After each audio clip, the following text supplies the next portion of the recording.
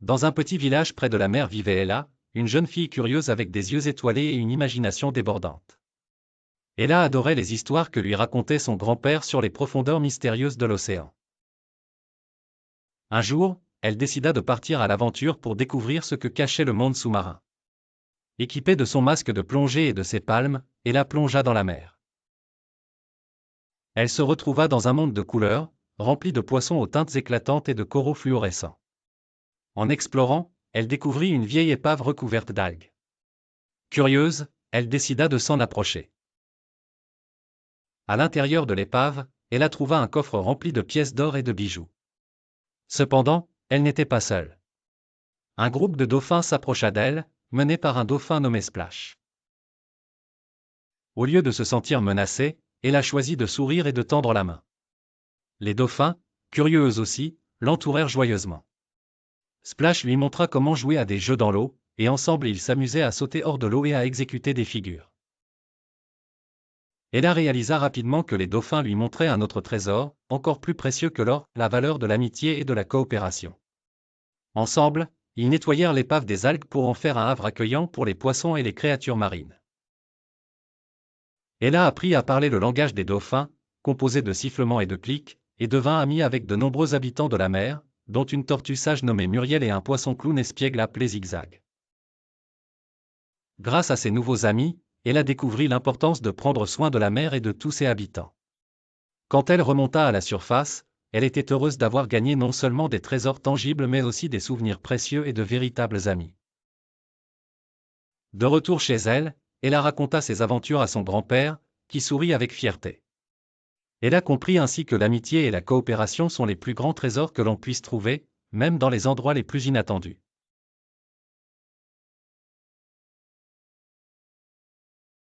Il était une fois, une petite fille curieuse nommée Ella. Elle avait de longs cheveux bruns et de grands yeux verts qui brillaient d'une soif de savoir. Un jour, alors qu'elle explorait le grenier de sa grand-mère, Ella découvrit une mystérieuse montre à gousset doré.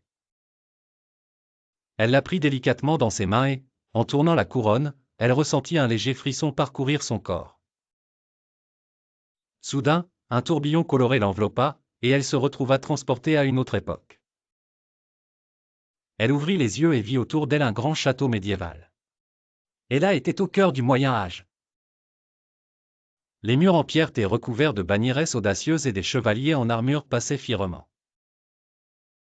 Un chevalier, Sir Tristan, la salua et lui apprit le code d'honneur et l'importance du courage. Curieuse de voir plus, Ella tourna à nouveau la montre. Cette fois, elle se trouva dans un village à Nîmes de la Renaissance italienne. Le parfum d'épices flottait dans l'air et les artistes peignaient de magnifiques tableaux dans les rues. Un gentil peintre, Maestro Leonardo, lui enseigna à voir la beauté dans les petites choses et l'importance de l'imagination. De nouveau, Ella tourna la montre. Elle se retrouva ensuite sur le pont d'un grand navire, voguant sur les mers agitées lors de l'époque des grandes découvertes. Le capitaine Marco lui racontait des histoires d'aventure et la valeur de l'exploration des mondes nouveaux avec ouverture d'esprit. Chaque tour de la montre apportait une nouvelle aventure et une nouvelle leçon. Ella connaissait les secrets de l'Antiquité égyptienne, les politiques de la Rome antique, et la sagesse des philosophes grecs. Cependant, chaque fois qu'elle retournait à son époque, elle devenait un peu plus sage. Finalement, de retour dans le grenier, Ella réalisa que chaque époque lui avait appris une leçon précieuse.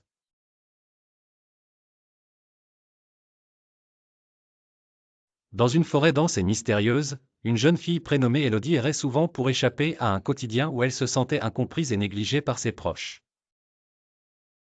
Un jour, alors qu'elle explorait un coin reculé qu'elle croyait encore inexploré, elle découvrit une vieille horloge nichée dans le tronc d'un arbre ancien. Intriguée, Élodie tira sur la clé qui dépassait et remonta l'horloge sans vraiment réfléchir aux conséquences. À sa grande surprise, elle se rendit compte qu'elle pouvait arrêter le temps pour de brefs instants. Cette découverte incroyable transforma son existence monotone en une aventure palpitante. Elle expérimentait ses nouveaux pouvoirs en visitant des lieux cachés et accomplissant des prouesses qu'elle n'aurait jamais osé rêver. Tout à coup, le monde lui appartenait. Cependant, Élodie fut tentée de plus en plus par la possibilité de remonter le temps pour corriger des erreurs passées. Elle choisit d'intervenir lors de moments qu'elle jugeait injustes ou douloureux pour ses proches, pensant que cela améliorerait leur vie. Mais bientôt, elle remarqua des déséquilibres étranges autour d'elle, comme si le monde lui-même réagissait à ses manipulations. Des tempêtes inexplicables ravageaient leur village et les animaux commençaient à agir de façon erratique. Élodie prit conscience que chaque petit changement altérait l'équilibre naturel du monde et que ses actions pouvaient entraîner des conséquences désastreuses. Désorientée, elle comprit qu'elle devait se décider. Dans un dernier pied de nez au destin, Élodie choisit de sacrifier l'horloge et ses pouvoirs pour rétablir l'harmonie perdue.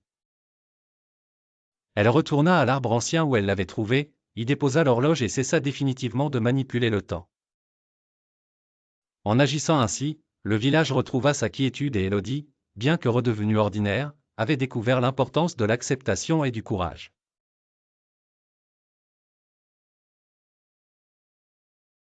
Un soir d'été, les ruelles de la petite ville de Luminaville s'illuminaient de mille couleurs. Le festival des lanternes était un événement attendu par tous avec impatience et une grande joie flottait dans l'air. Et là, une fillette curieuse et pleine d'esprit, adorait ce moment de l'année où les lampions scintillaient comme des étoiles tombées du ciel. Alors qu'elle se promenait avec ses amis, en savourant une barbe à papa rose, elle remarqua quelque chose d'inhabituel. Sous l'une des plus grandes lanternes du village, un groupe de personnes s'animait en discutant très sérieusement. Et là, avec son grand cœur, ne put s'empêcher de s'approcher pour écouter de quoi il s'agissait. Il semblait que quelqu'un avait renversé par inadvertance un stand de souvenirs précieux appartenant à Monsieur Lee, un vieil artisan du village. Les objets brillaient, ça provoque une grande dispute, chacun accusant l'autre d'avoir causé l'incident. L'atmosphère autrefois joyeuse du festival risquait de se transformer en tristesse et en colère. Hélas, avec elle devait agir avant que les choses ne s'enveniment davantage. Elle rassembla ses amis et ensemble, ils proposèrent de mener une enquête pour découvrir la vérité. Armés de leur courage et de leur sens de l'observation, ils commencèrent à interroger les participants du festival qui avaient été témoins de la scène. Petit, les enfants découvrirent que le vent, soufflant plus fort que d'habitude, avait été le véritable coupable. Un couple se querellant proximi avait fait tomber une grosse couverture sur le stand, entraînant malencontreusement les objets par terre. Et là, avec sa douce voix, expliqua leur découverte au groupe d'adultes qui se disputaient encore.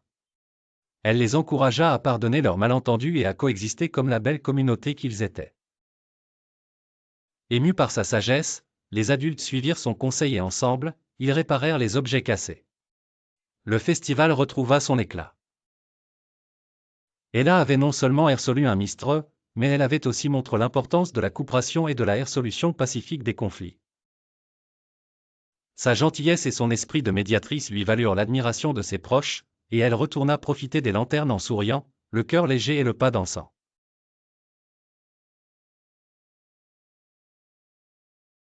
Ella était une jeune fille au cœur courageux et aimant.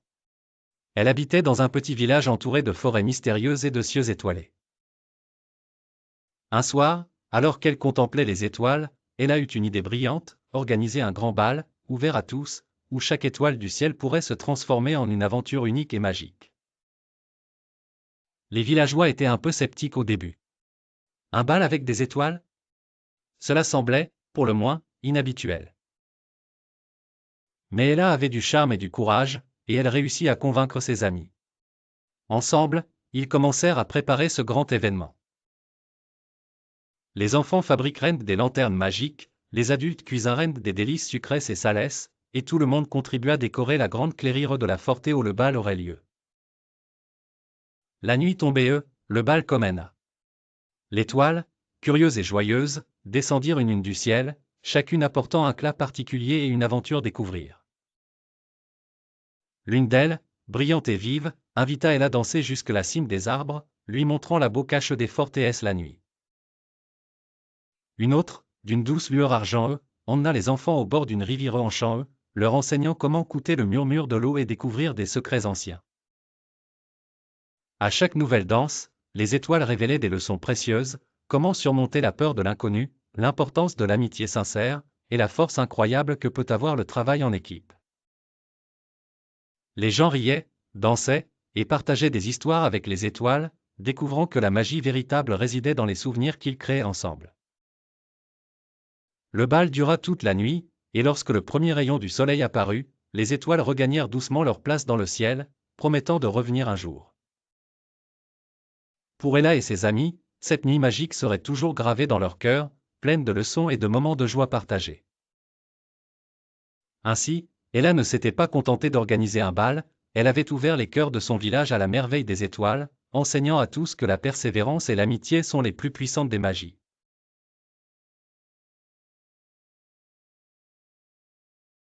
Dans un petit village oublié au pied des montagnes, vivait une jeune fille nommée Élise. Orpheline, elle avait été recueillie par une famille qui ne la considérait jamais vraiment comme la leur. Elle travaillait dur, sans relâche, espérant un jour trouver sa place dans le monde. Un après-midi, désireuse de s'échapper de la monotonie de son existence, Élise s'aventura plus loin qu'elle ne l'avait jamais fait. Elle découvrit une rivière cachée, oubliée par le temps, bordée de grands arbres aux branches touffues. Tandis qu'elle se reposait, ses yeux furent attirés par une lumière étrange flottant sur l'eau paisible. Curieuse, elle s'approcha et tendit la main pour la toucher. Dès ce contact, Élise fut enveloppée d'une douce chaleur et son corps tout entier se transforma. Elle devint lumineuse, comme composée de la même pureté que la lumière de la rivière. Soudain, elle pouvait entendre les pensées des animaux et des plantes autour d'elle. C'était un don incroyable, mais elle ne savait pas encore comment l'utiliser. Pour la première fois, Élise sentit un lien profond avec le monde qui l'entourait. Convaincue que ce pouvoir était une bénédiction, elle décida de l'utiliser pour aider les villageois. En entendant leurs pensées secrètes, elle commença par de petites actions. Aider un fermier à résoudre un conflit avec ses voisins, guider une enfant perdue dans la forêt, ou encore apaiser un couple en désaccord. Cependant, à chaque bienfait qu'elle réalisait, des conséquences inattendues se produisaient. Les relations qu'elle pensait renforcer devenaient tendues, et les conflits semblaient s'aggraver malgré ses bonnes intentions. Élise comprit alors qu'il ne suffisait pas d'avoir de bonnes intentions, il fallait aussi comprendre les besoins et les sentiments de chacun. Décidée à percer le mystère de son don, Élise retourna souvent à la rivière. Elle découvrit grâce aux pensées murmurées par le vent et l'eau que la lumière était un héritage ancien, destiné à enseigner la sagesse à celui qui saurait l'écouter. Elle comprit que ses actions devaient être menées avec compassion et discernement. Avec le temps, Élise apprit à équilibrer ses choix et à utiliser son don avec soin. La rivière cachait le secret d'un pouvoir ancien, mais elle était aussi un miroir de son propre désir de comprendre et de changer le monde. Elle réalisa que la véritable lumière résidait dans le cœur de chacun, prête à être révélée à ceux qui osaient la toucher.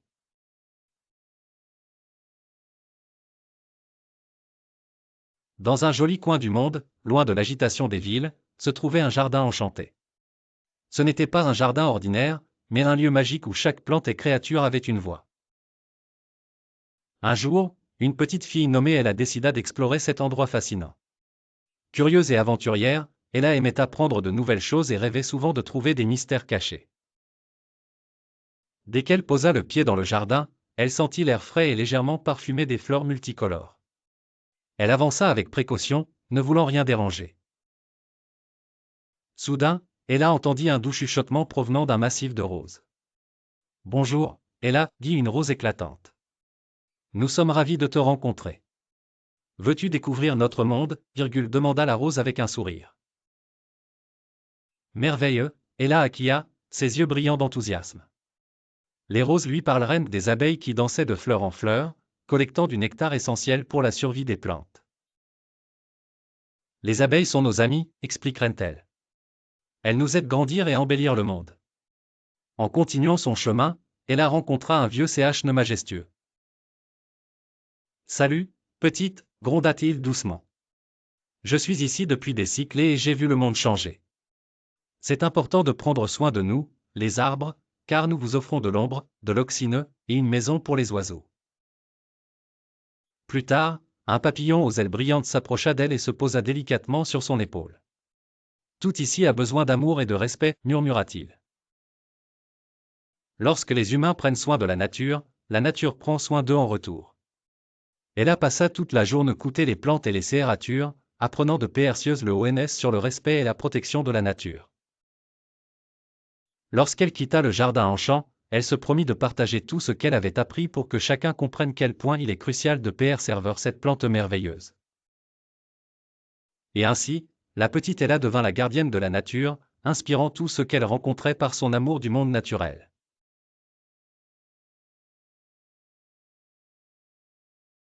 Il était une fois une petite fille nommée Ella, qui aimait explorer le monde qui l'entourait. Curieuse et pleine de vie, Ella adorait apprendre sur les cultures différentes de la sienne. Un beau matin, sa maîtresse d'école Madame Dupont annonça une surprise, une semaine thématique où chaque jour serait dédié à la découverte d'une culture différente. Ella était impatiente de participer. Le premier jour, c'était la journée de la culture indienne. Les salles de classe étaient décorées de guirlandes colorées et de motifs de mandala.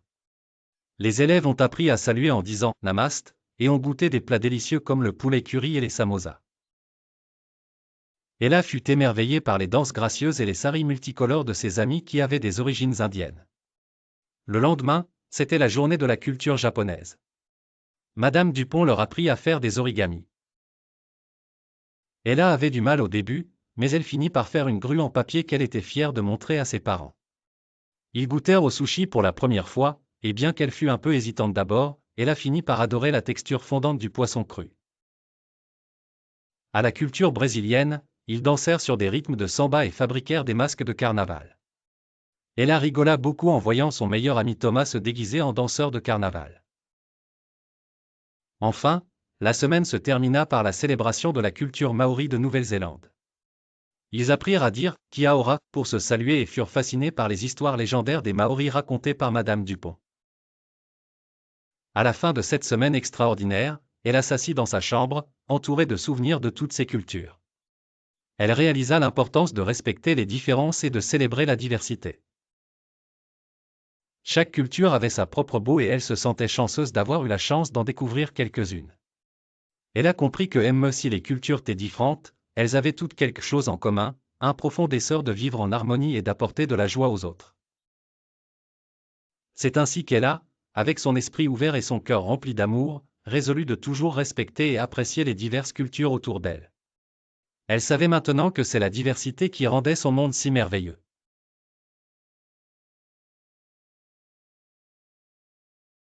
Il était une fois, dans un petit village entouré de forêts enchantées, une jeune fille nommée Ella. Ella n'était pas une fille ordinaire, elle avait le pouvoir d'exaucer des vœux. Chaque fois qu'elle fermait les yeux et soufflait sur un pissenlit, le vœu qu'elle formulait devenait réalité. Son cœur pur et son désir d'aider autrui faisaient que ses vœux apportaient toujours amour et bonheur autour d'elle. Un jour, Ella marchait à travers la forêt quand elle entendit des pleurs. Elle découvrit un renard pris dans un piège. Sans hésiter, Ella ferma les yeux et fit un vœu. Aussitôt, les cordes du pigeon se détachèrent et le renard fut libre. Il la remercia chaleureusement en disant « Oh, gentille Ella, un jour, je te rendrai l'appareil. » Plus tard, Ella rencontra une vieille dame dont le jardin ne poussait plus. La terre était séchée et les graines refusaient de germer. Ella savait quoi faire. Elle souffla délicatement sur un pissenlit et, en un clin d'œil, le jardin était en pleine floraison, couvert de fleurs colorées. La vieille dame était aux anges et invita Ella à revenir prendre le thé à chaque printemps. Chaque vœu d'Ella était une nouvelle aventure. Que ce soit pour réparer le toit d'une maison battue par les tempêtes ou pour retrouver un chaton perdu dans la neige, Ella ne reculait jamais devant l'occasion d'aider. Un soir, alors qu'Ella se reposait près d'une rivière, elle aperçut une étoile filante. Elle se dit, « Je voudrais que tout le monde puisse être aussi heureux que je le suis. » Sans le savoir, elle créa une vague de bonheur qui traversa le village entier, unissant les habitants dans un esprit de gentillesse et de partage. Elle a compris alors que le plus beau des vœux était celui qui faisait le bonheur des autres. Et même si ses vœux étaient magiques, c'était son esprit généreux qui inspirait véritablement le village. Ainsi, partout où elle allait, Ella semait l'espoir et l'amour, car elle savait que les véritables aventures viennent du cœur.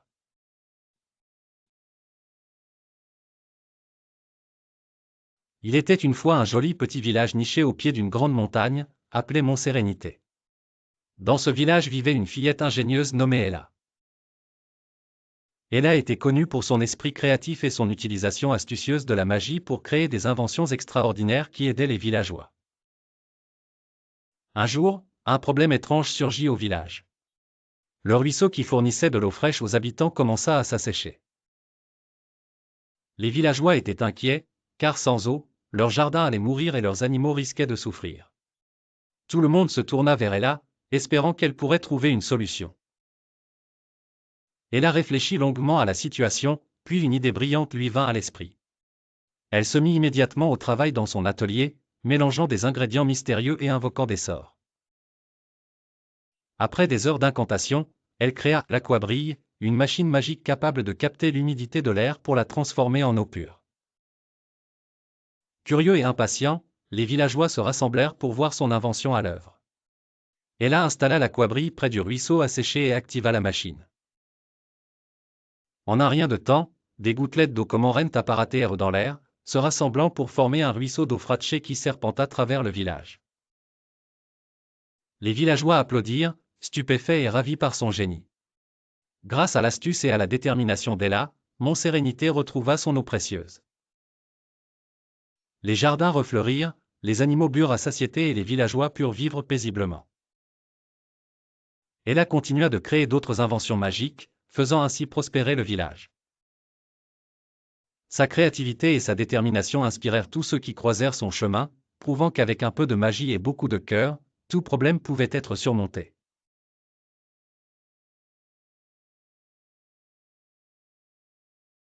Il était une fois, dans une contrée lointaine, un petit village secret caché au cœur de la forêt enchantée.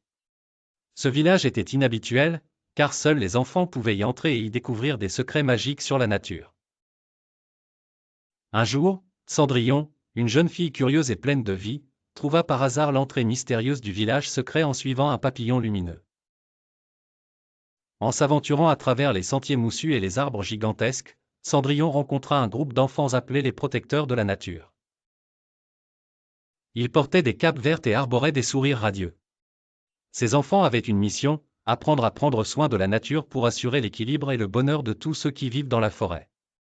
Cendrillon fut fasciné et demanda à rejoindre leur groupe. Ensemble, ils entreprirent une série de quêtes passionnantes. La première consistait à sauver une famille de hérissons coincés dans un buisson de ronces.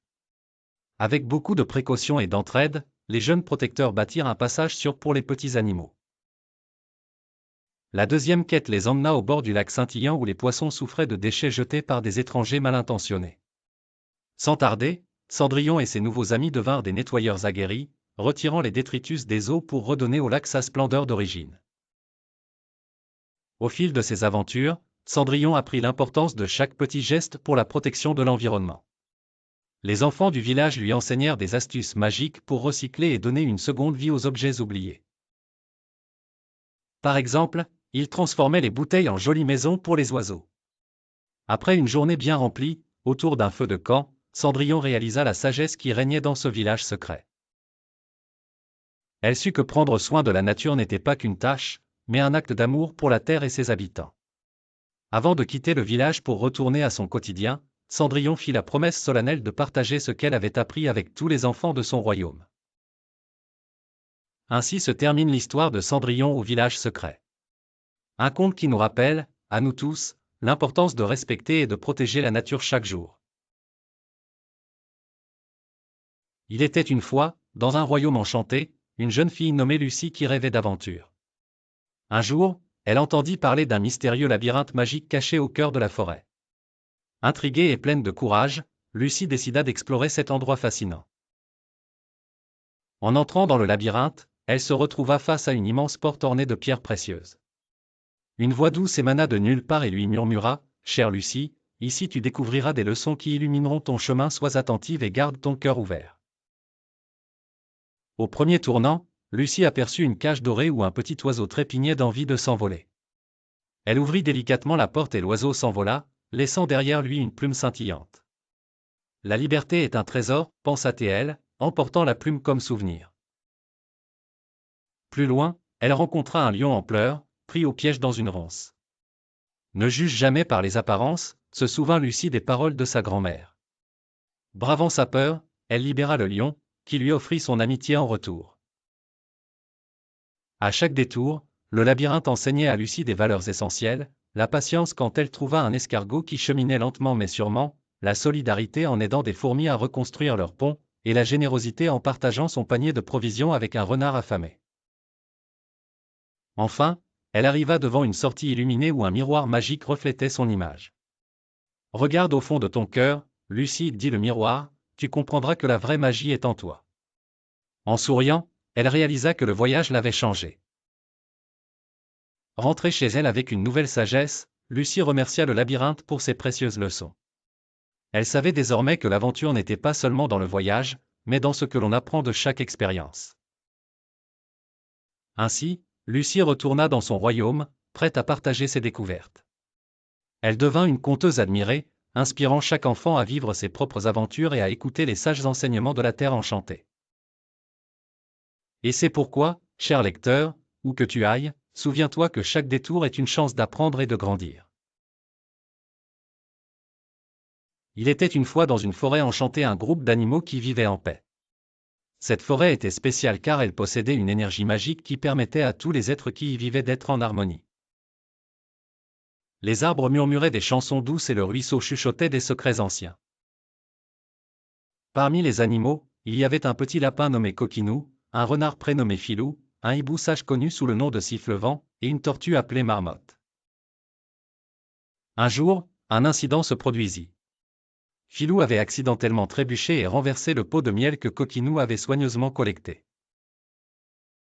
Coquinou fut tellement en colère qu'il se mit à bouder dans son terrier, loin des autres. Dans la forêt magique, les disputes étaient rares et cela troubla tous les habitants.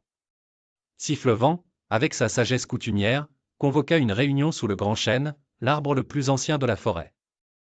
« Chers amis, commença-t-il en déployant ses grandes ailes, nous sommes tous différents, et parfois, ces différences peuvent mener à des malentendus. Apprenons à être tolérants et à respecter chacun. Filou, as-tu quelque chose à dire à Coquinou ?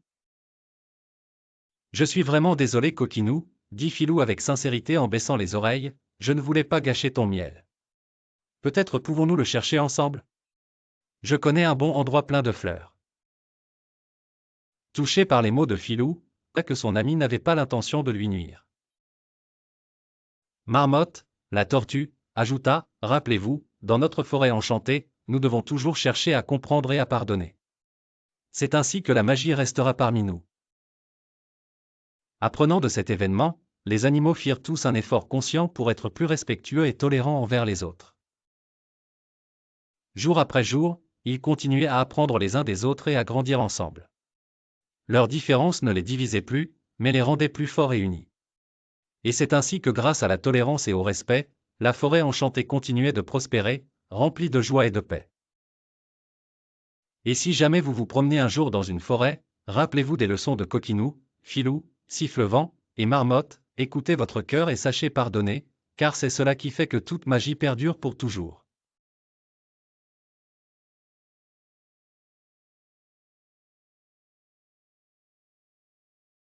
Dans la ville éclatante de Lumina, où le soleil ne se couche jamais et les nuages brillent de mille feux, vivaient des habitants joyeux et insouciants. Lumina était une ville où tout semblait parfait. Les rues scintillaient, les fleurs s'épanouissaient en un arc-en-ciel éternel, et l'air sentait toujours bon. Mais sous cette façade lumineuse, une sombre conspiration se tramait. Alex, un jeune inventeur curieux, vivait dans cette ville. Il aimait explorer les moindres recoins de Lumina avec son fidèle chat robotique, Luciole. Ensemble, ils avaient découvert de nombreux secrets, mais celui qui les attendait cette fois-ci était bien plus dangereux. Un jour, alors qu'il flânait dans le quartier des miracles, Alex remarqua une lumière étrange clignotant sous une plaque d'égout. La curiosité prenant le dessus, il décida de descendre voir ce qui s'y cachait. En bas, Alex découvrit un réseau de tunnels inconnus menant à une salle remplie de machines bourdonnantes et d'écrans s'illuminant de 1000 données. Au centre, un grand écran montrait une carte de la ville. Mais ce n'était pas une carte ordinaire, elle indiquait des points rouges qui se déplaçaient lentement, comme des prédateurs en chasse. Alex comprit rapidement que cette carte indiquait la localisation de tous les habitants de Lumina. En creusant un peu plus, Alex découvrit que le maire de la ville, le bienveillant Monsieur Lys, était à la tête de ce système de surveillance secrète. Le maire utilisait ces données pour maintenir un contrôle strict sur les habitants sous couvert de sécurité. Terrifié par sa découverte, Alex savait qu'il devait agir. Avec l'aide de Luciole, Alex parvint à déconnecter les machines et à interrompre le système. Il devait avertir ses amis et sa famille, mais surtout mettre fin à cette surveillance pour retrouver la liberté. Grâce à son courage et son ingéniosité, Alex devint un héros aux yeux des Luminiens. Dès lors, la lumière de Lumina brillait plus éclatante que jamais, purifiée de toute ombre menaçante.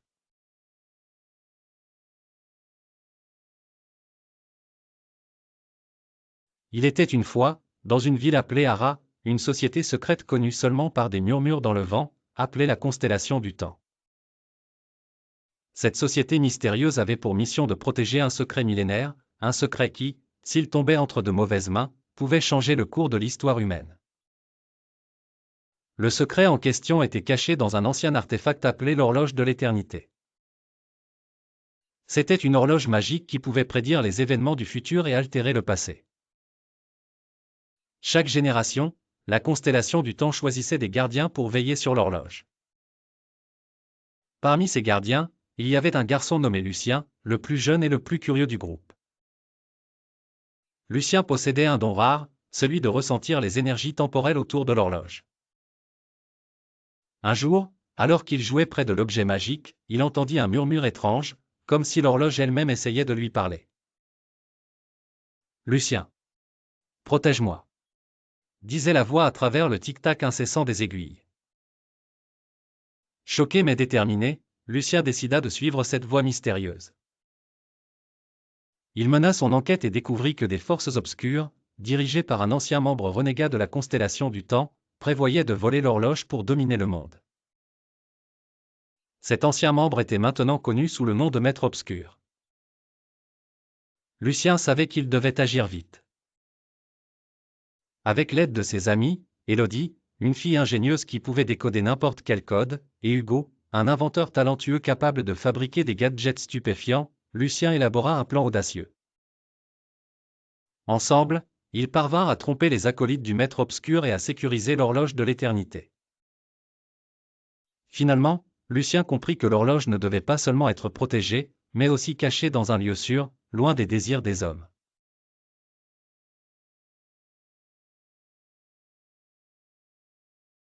Il était une fois, dans un pays lointain, une forêt enchantée où le ciel était inversé.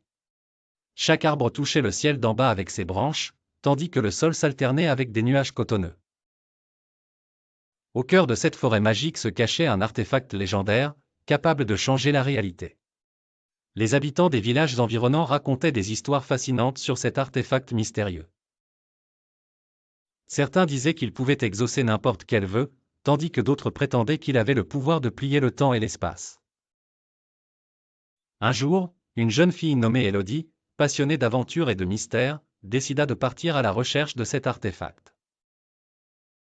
Elle était courageuse et curieuse, avec des étincelles dans les yeux chaque fois qu'elle évoquait des histoires de magie et de secrets. Arme de rien d'autre que sa détermination et d'une boussole ancienne, elle s'enfonça dans la forêt. Au fur et à mesure que Élodie avançait, elle rencontra des créatures merveilleuses qu'elle n'avait jamais vues. Un renard parlant avec un manteau d'argent, des lucioles multicolores montrant le chemin dans l'obscurie, et un hibou sage qui lui donna un précieux conseil, ne perds jamais de vue ce que tu désires réellement. L'artefact tira apparence, mais seul le cœur pur verra sa vraie forme. Après avoir passé de nombreux jours à explorer et à écouter la forêt, Élodie arriva enfin devant une clairière où le ciel et la terre semblaient se rencontrer. Au centre, flottait l'artefact scintillant, entouré d'une douce lumière dorée. Elle s'approcha avec émerveillement et hésita un instant, se remémorant le conseil du hibou. Quand elle caressa l'artefact du bout des doigts, un tourbillon de lumière l'entoura. Elle pensa à son village, à sa famille, et souhaita avec tout son cœur la paix et la prospérité pour eux. Lorsque la lumière s'estompa, elle se retrouva à l'entrée de la forêt, sa boussole pointant vers chez elle. Le ciel inversé avait repris sa place, et elle savait, au fond de son cœur, que son souhait changerait la vie des siens pour toujours. Ainsi, Élodie retourna chez elle, portant l'histoire et le secret de la forêt inversée, prête à partager sa grande aventure avec le monde.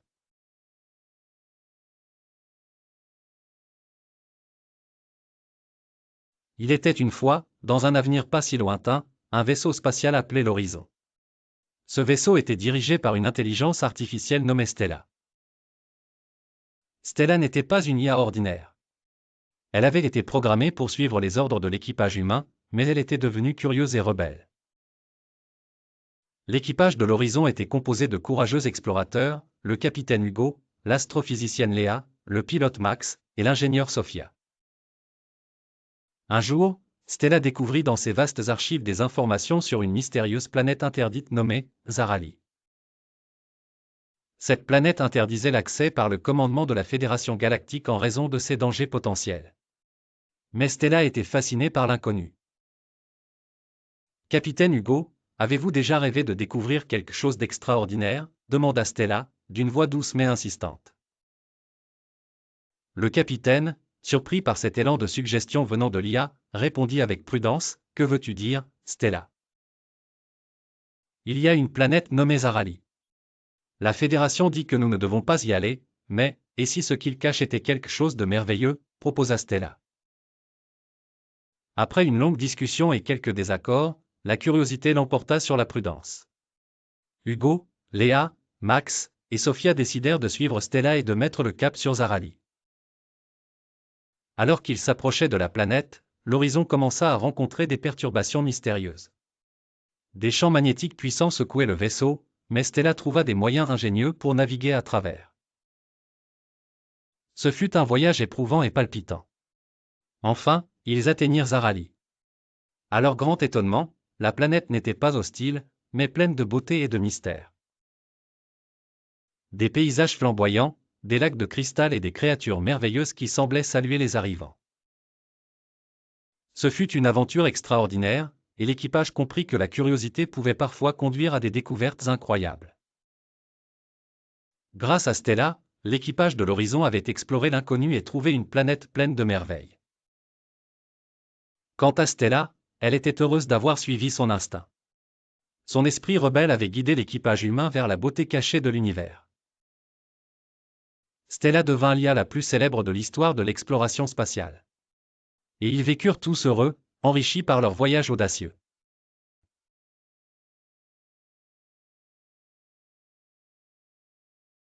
Dans les profondeurs abyssales des océans, un conflit se prépare. 4 royaumes marins, chacun plus majestueux que le dernier, sont en effervescence.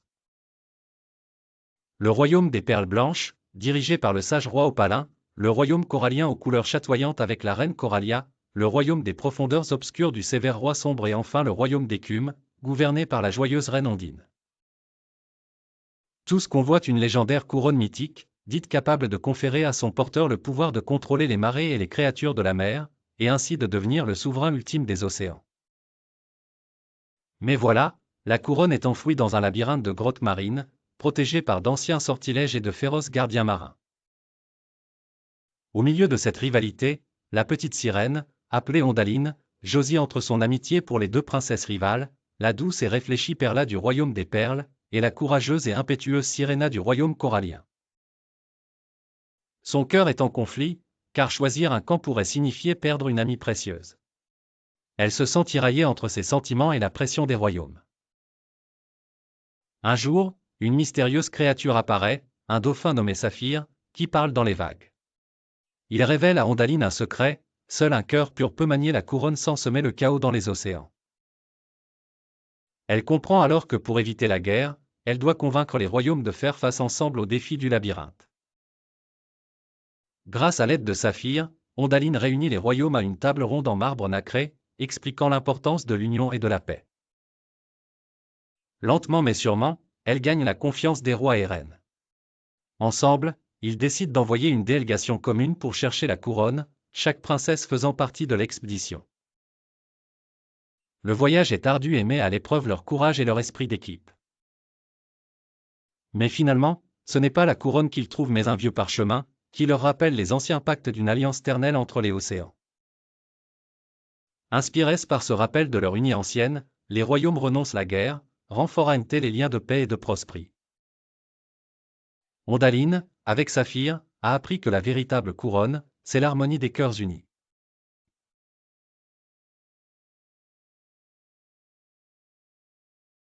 Au fond de l'océan, vivait une petite sirène nommée Coraline.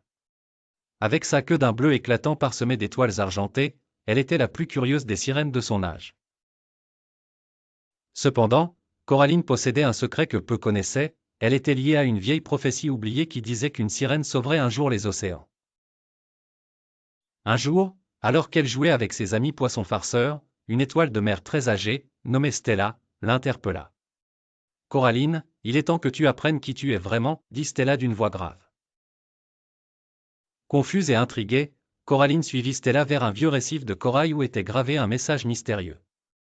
L'élu né sous les étoiles argentées unira les créatures de l'océan pour vaincre les marées noires, lut Stella solennellement. Coraline sentit une vague de responsabilité peser sur ses épaules. « Alors, je suis l'élu » demanda-t-elle timidement. « Oui, et nous devons agir vite » répondit Stella.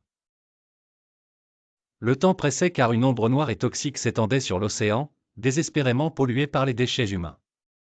Avec l'aide de Stella, Coraline réunit tous les habitants de l'océan, des dauphins aux tortues. Ensemble, ils élaborèrent un plan. Les baleines, avec leur puissant souffle, disperseraient les polluants flottants.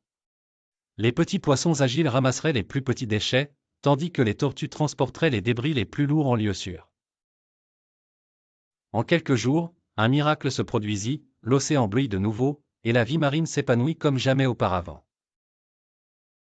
Coraline avait non seulement accompli la prophétie, mais elle avait aussi appris une leçon importante, en unissant leurs forces, même les plus petits peuvent créer un changement considérable. Désormais, elle était non seulement reconnue comme la gardienne des océans, mais aussi comme un symbole d'espoir et de solidarité pour toutes les créatures sous-marines.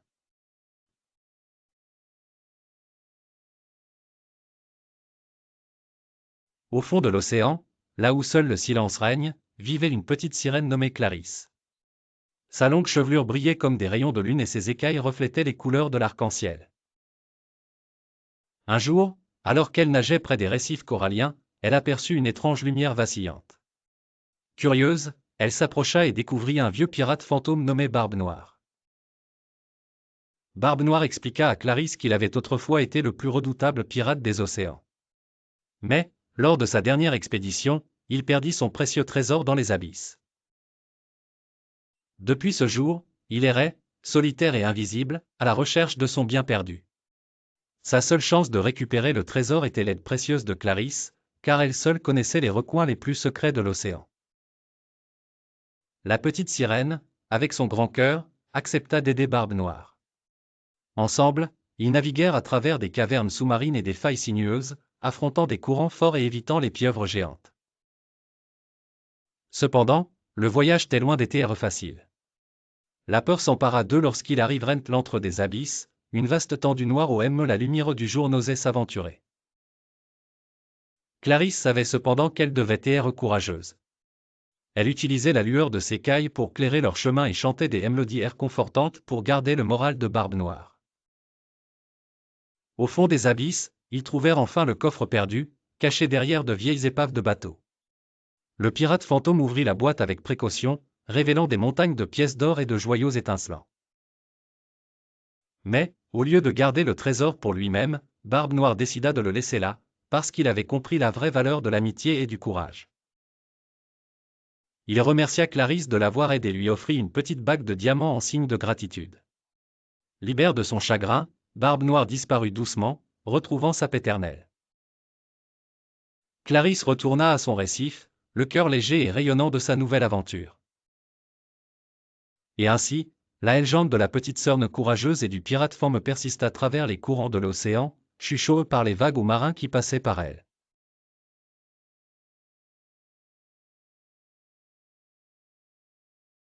Dans les profondeurs mystérieuses de l'océan, vivait une petite sirène nommée Marina. Elle était la plus curieuse de toutes les créatures sous-marines et rêvait souvent de découvrir le monde au-dessus des vagues. Un jour, elle nagea jusqu'à la surface et aperçut un magnifique bateau illuminé par les étoiles.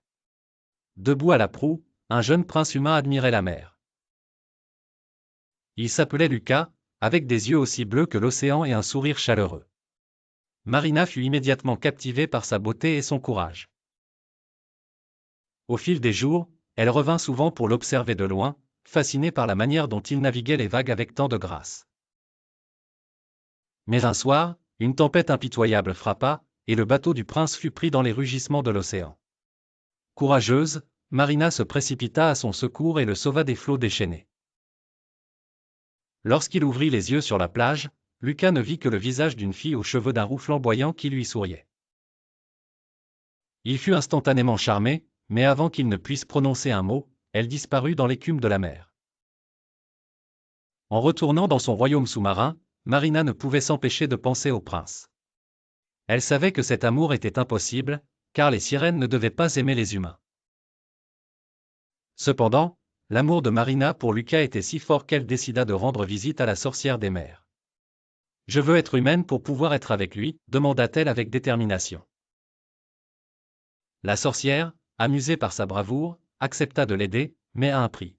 « Tu auras des jambes, mais si tu ne gagnes pas le cœur de ton prince dans 3 jours, tu reviendras être sirène pour toujours. »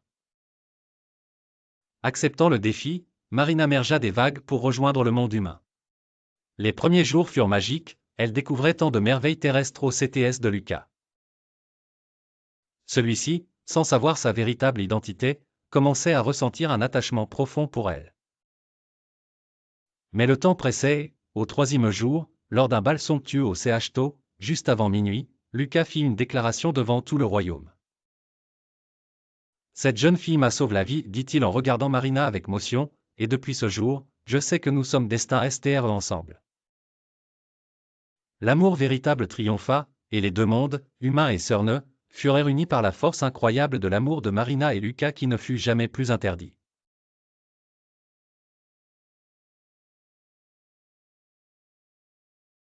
Dans les eaux cristallines de la mer, vivait une petite sirène nommée Corail. Curieuse de nature et le cœur débordant de gentillesse, Corail passait ses journées à explorer les recoins secrets des récifs, en se cachant des humains et en s'émerveillant devant les beautés de l'océan. Un jour, alors qu'elle nageait PRS d'un champ de corail multicolore, elle entendit une voix joyeuse qui l'appelait. Elle tourna la tête et aperçut un dauphin gris acier bondissant hors de l'eau. « Salut. Je suis dauphin, dit-il avec un rire chantant. Je n'avais jamais rencontré une Sørne auparavant. Corail, surprise mais ravie de rencontrer un tel ami, sourit et salua Dauphin. Bientôt, ils devinrent inéparables, explorant ensemble les cavernes sous-marines et jouant faire des tours espiègles aux petits poissons. Cependant, quelque chose intriguait Corail. Chaque fois qu'elle posait des questions sur la famille de Dauphin, son nouvel ami changeait de sujet ou disparaissait brusquement pour une cascade téméraire. Son comportement étrange la préoccupait. Un jour, elle décida de le suivre en secret. Elle découvrit alors une grotte cachée au fond de la mer, entourée de corail sombre. L'intérieur, une ambiance mystérieuse régnait, et des voix murmuraient. Corail découvrit que Dauphin gardait un lourd secret, il n'était pas simplement un dauphin. Lors d'une pleine lune, il se transformait en prince des mers, condamnant cette double vie par une sorcière jalouse. Corail comprit la douleur de son ami et, avec courage et détermination, elle réussit à briser la malédiction en rassemblant les pierres magiques qui scellaient son sort. Ensemble, ils vainquirent la sorcière et rendirent Dauphin sa libère. Maintenant libéré, Dauphin, redevenu prince des mers tout le temps, continua à jouer avec Corail, sans plus de secret, dans leur magnifique royaume sous-marin. Leur amitié devint légendaire, et Corail apprit que parfois, le courage et la bonté peuvent surmonter même les ténèbres les plus profondes.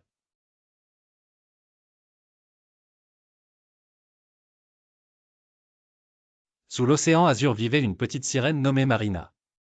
Curieuse et pleine de vie, elle était fascinée par les histoires de son grand-père, autrefois navigateur, qui parlait de la vibrante civilisation humaine de l'autre côté des vagues. Sous la mer, les lois étaient strictes, et il était formellement interdit aux sirènes de s'approcher des terres des humains.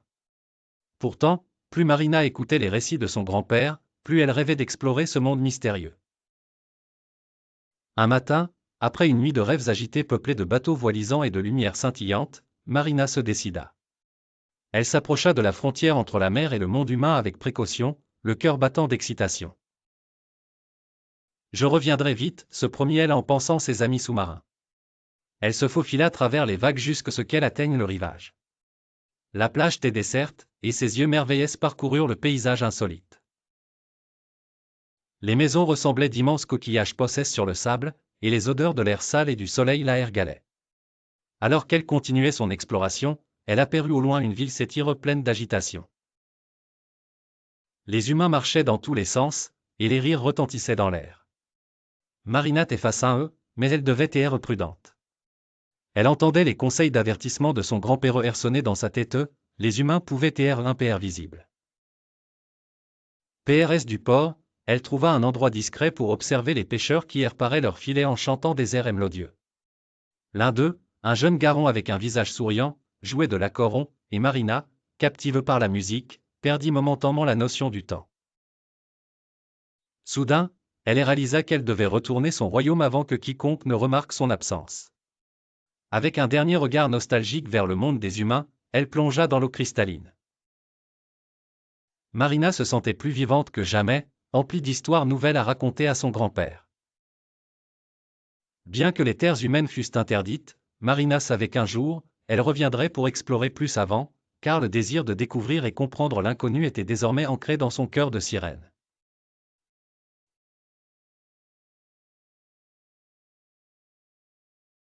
Dans le royaume enchanté de l'océan, vivait une petite sirène nommée Mélodie. Elle était célèbre pour sa voix douce et envoûtante qui enchantait tous ceux qui l'entendaient.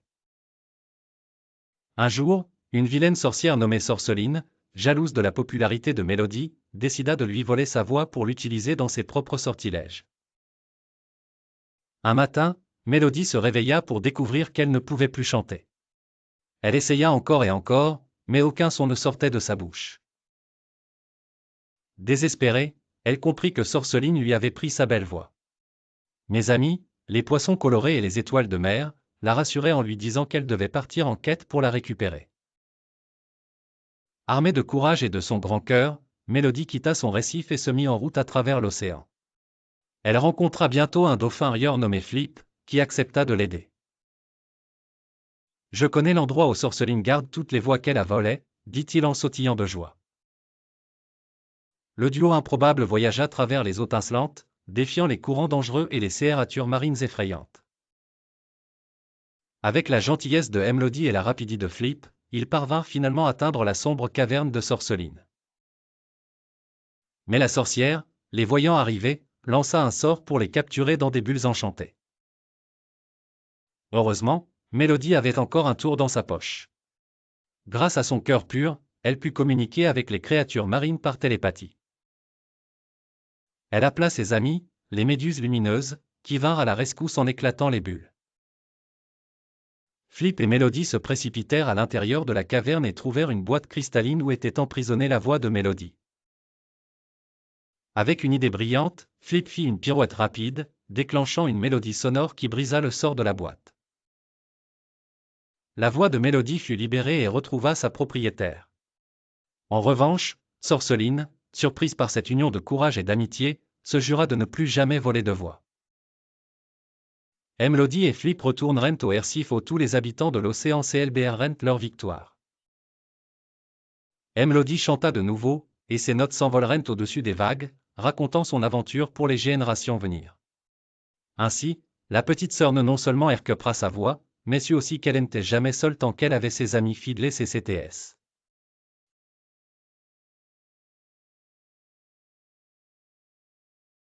Dans un petit village niché au cœur des montagnes, vivait une jeune fille nommée Sophie. Sophie était curieuse, toujours à la recherche de nouvelles aventures et de mystères à découvrir. Un jour, en explorant le grenier poussiéreux de sa grand-mère, elle trébucha sur une vieille clé ornée de symboles étranges. Intriguée, elle demanda à sa grand-mère l'histoire de cette clé étrange. Sa grand-mère, les yeux pétillants de malice, lui raconta qu'il s'agissait d'une centilitre magique capable d'ouvrir des portails vers d'autres dimensions. Cependant, elle la mit en garde, chaque passage travers ces portails entraînait une conquête imprévisible. Fascinée, Sophie savait qu'elle devait essayer par elle-même. Peu après, elle retrouva une porte cachée derrière une étagère du grenier. Le cœur battant, elle inséra la clé dans la serrure et la tourna lentement. La porte s'ouvrit sur un monde fait entièrement de sucreries. Des arbres en bonbons, des rivières de chocolat et même des maisons en pain d'épices. Sophie s'aventura dans ce nouveau monde gourmand. Elle fit la connaissance de Gingy, un biscuit de gingembre parlant, qui devint son ami. Ensemble, ils se l'enraînent dans une queue pour trouver le fameux sort de fraises acides, RPU pour exaucer les souhaits. Mais en s'approchant du trésor, le ciel se couvrit de nuages de barbe à papa et il commença à pleuvoir des larmes en bonbons. Sophie, réalisant que cette pluie imprévue était la conséquence de son passage, sut qu'il était temps de retourner chez elle. Heureusement, Gingy connaissait un autre portail caché derrière une énorme montagne de guimauve. En se précipitant vers la sortie, elle fit un adieu rapide et promettant de revenir un jour. De retour dans son grenier, la centilitre entre les mains, Sophie se demanda quelles étaient les autres dimensions qu'elle pourrait explorer. Cependant, elle était consciente que chaque aventure venait avec un prix. Avec un sourire rêveur, elle rangea la clé dans une boîte, prête pour une nouvelle aventure un autre jour. Au fond de l'océan, dans un village coloré de coraux et d'anémones, vivait une petite sirène nommée Cyrina. Cyrina était curieuse et rêveuse, toujours à la recherche de merveilles cachées. Un jour, alors qu'elle nageait près d'une épave couverte d'algues luminescentes, elle remarqua une lueur scintillante émanant d'une vitre entr'ouverte. À l'intérieur, elle trouva une perle d'un éclat extraordinaire. Curieuse de connaître son pouvoir, Cyrina tint la perle dans sa main et songea à son premier souhait. Elle souhaita un spectacle d'étoiles de mer multicolores dans le ciel marin. Aussitôt, des centaines d'étoiles de mer jaillirent, créant une danse féerique au-dessus de sa tête. Cependant, chaque étoile retirait une lueur des algues avoisinantes, les plongeant peu à peu dans l'obscurité. Cyrina réalisa que chaque souhait pouvait modifier l'équilibre sous-marin. Sa grand-mère, une sage sirène qui connaissait les légendes des mers, lui conseilla de ne plus abuser de la perle magique. Mais Cyrina, prise d'un désir irrépressible de faire de nouveaux vœux, se trouva déchirée. Elle souhaita ensuite pouvoir communiquer avec les dauphins. Bien que son souhait ait été exaucé, il affaiblit sa capacité à comprendre ses amis poissons. Le dernier souhait de Cyrina, formulé avec plus de précaution, fut de voir fleurir les champs de coraux endommagés. Ce vœu fit revivre les coraux, mais attira une tortue géante qui s'installa au milieu du village, perturbant la quiétude des habitants. Comprenant enfin le véritable côté de chaque souhait, Cyrina décida de ranger la perle sur le fond de l'océan, elle où elle l'avait trouvée.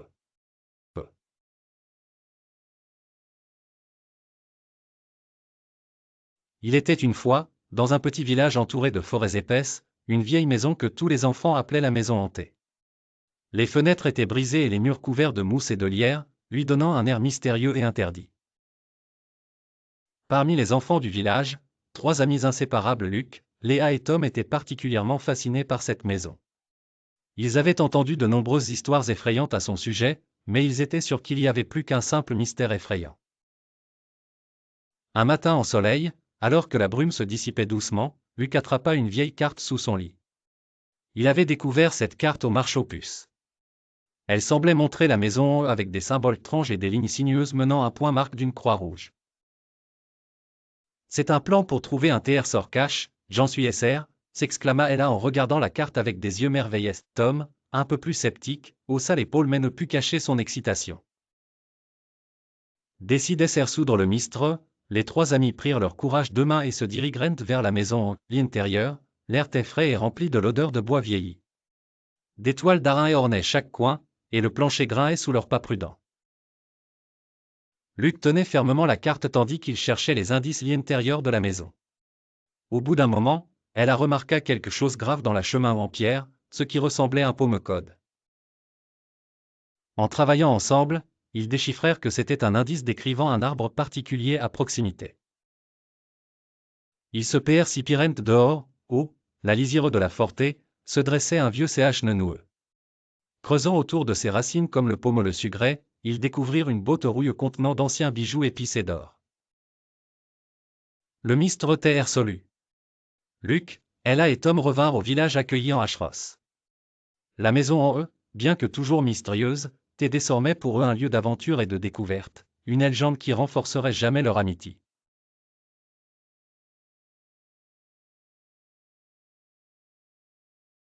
Il était une fois dans le paisible village de Balmain, un groupe d'élus pas comme les autres.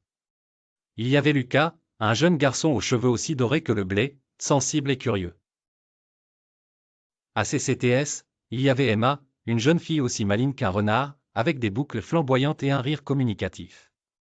Enfin, il y avait Max, un gars énergique et courageux, toujours PRT tentait l'impossible. Un jour, alors qu'ils exploraient la vieille bibliothèque du village, ils tombèrent sur un parchemin TRS ancien. Ce dernier parlait de runes magiques disséminées et cachées tout autour du village. Ces runes avaient le pouvoir de protéger le village des forces maléfiques environnantes. Curieux et excités, les trois amis décidèrent de chercher ces runes pour s'assurer que personne de mal intentionné ne puisse mettre la main dessus. Malgré l'excitation, une ombre de mist planait. Pendant leur queuteux, chacun des amis découvrit peu qu'il possédait un pouvoir cache. Lucas, un jour, en touchant une vieille pierre, réalisa qu'il pouvait parler aux animaux. Emma, tout en feuilletant les pages d'un livre ancien, apprit qu'elle pouvait lire dans les pensées. Max découvrit qu'il pouvait rendre invisible ce qu'il touchait. Avec leur nouveau pouvoir, la mission prit une toute autre dimension. Ils devaient non seulement protéger les runes, mais aussi apprendre à contrôler leur pouvoir pour assurer la sécurité de leur village. Leur première épreuve arriva sous la forme d'un sorcier maléfique du nom de Zorlin. Ce dernier cherchait à s'emparer des runes pour absorber leur magie et dominer le monde. Ensemble, en combinant leurs talents, Lucas, Emma et Max réussirent à déjouer les pièges du sorcier. Lucas demanda l'aide des animaux pour pire Zorlin, Emma déjoua ses plans en décryptant ses penhais, et Max rendit les runes invisibles pour qu'elles échappent la vue du sorcier. Après une série de péripéties, Zorlin fut vaincu et le village fut sauvé. Les trois amis, devenus des Ashros, comprirent alors que les vrais pouvoirs se découvrent dans l'amitié et le courage. Et c'est ainsi que le village de Balmain continua de vivre en paix, protégé par ses jeunes gardiens et les mystérieuses runes magiques.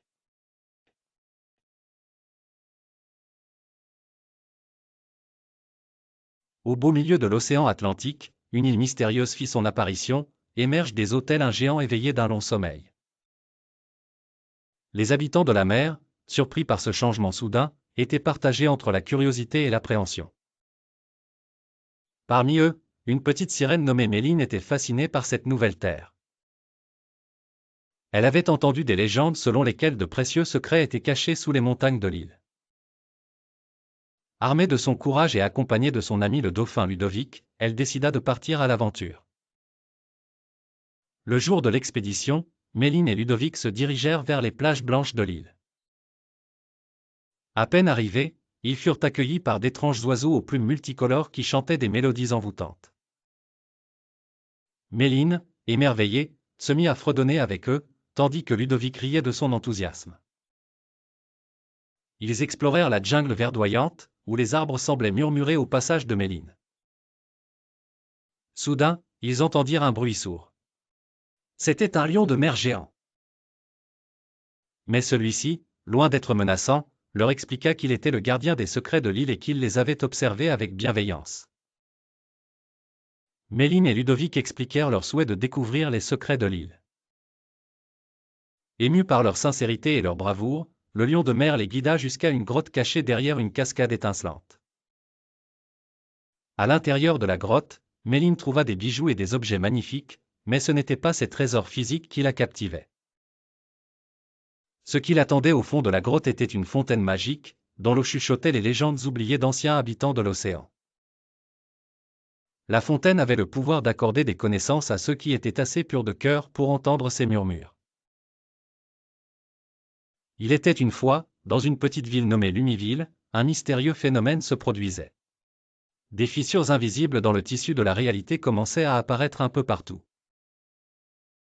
Ces fissures faisaient remonter à la surface des fragments de civilisations disparues depuis longtemps.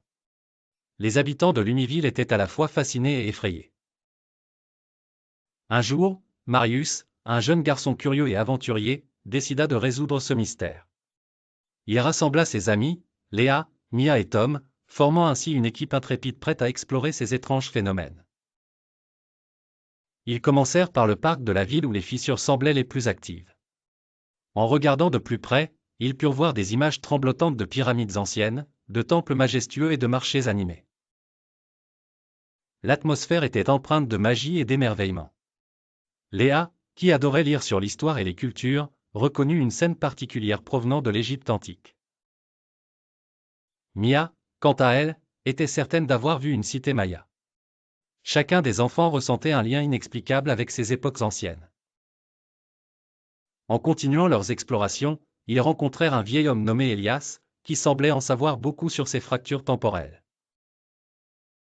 Ces fissures, mes chers enfants, sont des souvenirs du passé, des échos de civilisations qui cherchent à partager leurs histoires et leur savoir avec nous, expliqua Elias, les yeux brillants d'une sagesse infinie. Marius proposa une idée audacieuse, organiser un festival où chaque fissure serait utilisée pour montrer un aperçu de la culture qu'elle représentait. Avec l'aide des habitants de Lumiville et des conseils d'Elias, ils montèrent un festival unique au monde. Le festival fut un immense succès. Les habitants et les visiteurs purent découvrir et apprécier les richesses de civilisations anciennes toujours vivantes dans l'esprit du monde.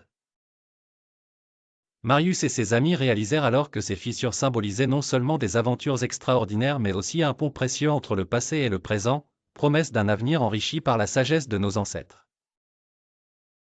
Tout Lumiville avait eu un aperçu de l'infini de l'histoire, transformant une curieuse bizarrerie en un trésor collectif partagé.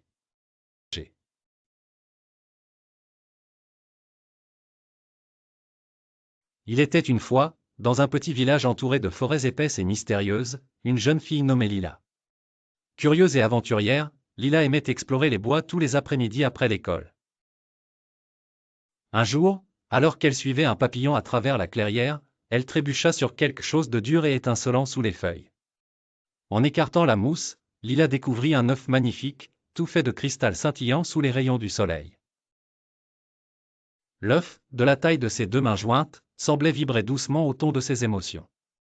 Intriguée et émerveillée, elle rentra chez elle avec son précieux trésor, en promettant de le garder secret. Chaque jour, Lila passait de plus en plus de temps avec l'œuf cristallin. Elle se mit à réaliser quelque chose d'extraordinaire, l'œuf changeait de couleur selon ses sentiments. Quand Lila était joyeuse, l'œuf devenait vert comme l'émeraude, s'il pleuvait et qu'elle se sentait triste, il virait au bleu profond, et lorsqu'elle était fâchée, comme cela arrivait parfois avec son petit frère trop chahuteur, l'œuf brillait d'un rouge incandescent. Un matin de printemps, Lila se réveilla avec une humeur particulièrement éclatante de bonheur. Elle sauta de son lit et courut voir son œuf. Sous ses yeux carquillès, il se mit scintiller de toutes les couleurs de l'arc-en-ciel. Heureuse de voir une telle merveille, Lila le prit doucement dans ses bras. À ce moment précis, l'œuf cristal se fractura en 1000 morceaux, laissant apparaître une minuscule créature draconique. Un bébé dragon, tout aussi cristallin que l'œuf lui-même, qui se mit à fredonner une douce mélodie. Lila était ébahie et ravie. Elle avait découvert que le lien avec ce petit dragon serait basé sur leurs émotions et leur amitié. Dès ce jour, elle sut qu'elle devait veiller sur lui et apprendra beaucoup de choses précieuses sur la magie des émotions et la responsabilité. Ensemble, ils vivaient de grandes aventures, main dans la pâte, à travers les bois enchantés et bien au-delà.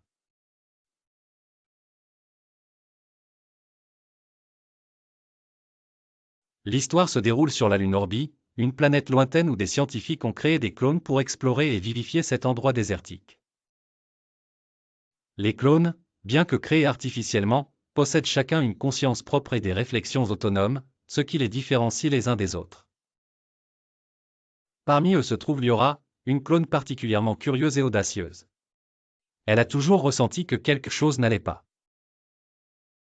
Liora passait ses nuits à contempler les étoiles, rêveuse, penchant pour un sentiment de liberté.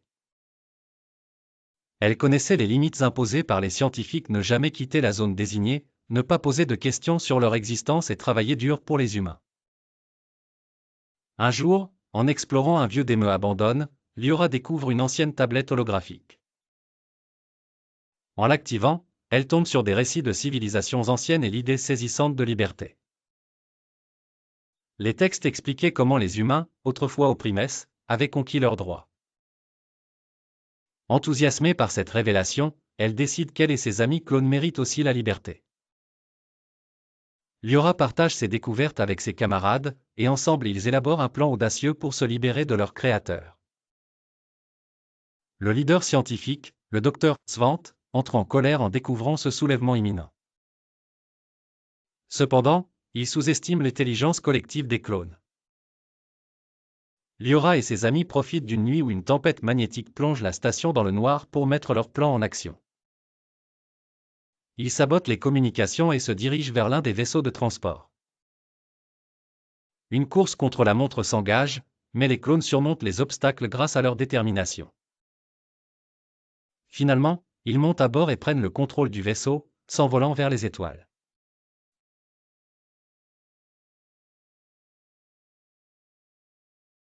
Il était une fois, dans le royaume magique sous les vagues, un jeune hippocampe nommé Léo. Léo était curieux, débordant d'énergie et passionné par les histoires de sa grand-mère sur les légendes maritimes. Un jour, il entend parler d'une ancienne prophétie, réunir les 7 étoiles marines dorées sauverait le royaume sous-marin de la destruction. Intrigué et déterminé à protéger son foyer, Léo décide de partir en quête des étoiles marines dorées. Léo commence son voyage en rassemblant ses amis fidèles, Mia, la tortue sage, et Hugo, le poisson clown farceur. Ensemble, ils s'aventurent dans les profondeurs mystérieuses de l'océan. Leur première destination est la forêt de corail, un lieu aux couleurs chatoyantes. Là, ils rencontrent Stella, une étoile de mer qui leur explique que la première des 7 étoiles se trouve au sommet du mont Abyssal. Leur voyage vers le mont Abyssal est semé d'embûches. Ils doivent traverser un banc de méduses lumineuses et éviter les pièges des courants sournois. Mais avec la sagesse de Mia et les blagues d'Hugo pour alléger l'atmosphère, le groupe parvient enfin au sommet où ils trouvent la première étoile dorée. Les amis continuent leur quête, rencontrant en chemin de nouvelles créatures marines qui les aident. Dans le canyon sombre, ils découvrent que la deuxième étoile est gardée par une pieuvre géante. Grâce à leur esprit d'équipe, ils parviennent à convaincre la pieuvre de leur offrir l'étoile, promettant en retour de raconter son histoire à tout le royaume. Au fil de leur aventure, Léo réalise que chaque étoile dorée recèle en elle une leçon de courage, de confiance et d'amitié. Alors qu'ils collectionnent les étoiles, les amis se rendent compte que la véritable magie réside dans les liens qu'ils ont forgés et les souvenirs qu'ils ont créés ensemble. Enfin, après avoir rassemblé les 7 étoiles, Léo et ses amis rentrent au royaume. Par un soir de pleine lune, ils offrent les étoiles à l'océan. Le royaume est alors illuminé d'une lueur dorée protectrice qui chasse les menaces de destruction. De cette aventure, le royaume sous-marin en sort uni et fort, renforcé par l'amitié et la bravoure de ses habitants. Et Léo, le jeune hippocampe, devint un héros dont les histoires se transmettraient à travers les générations.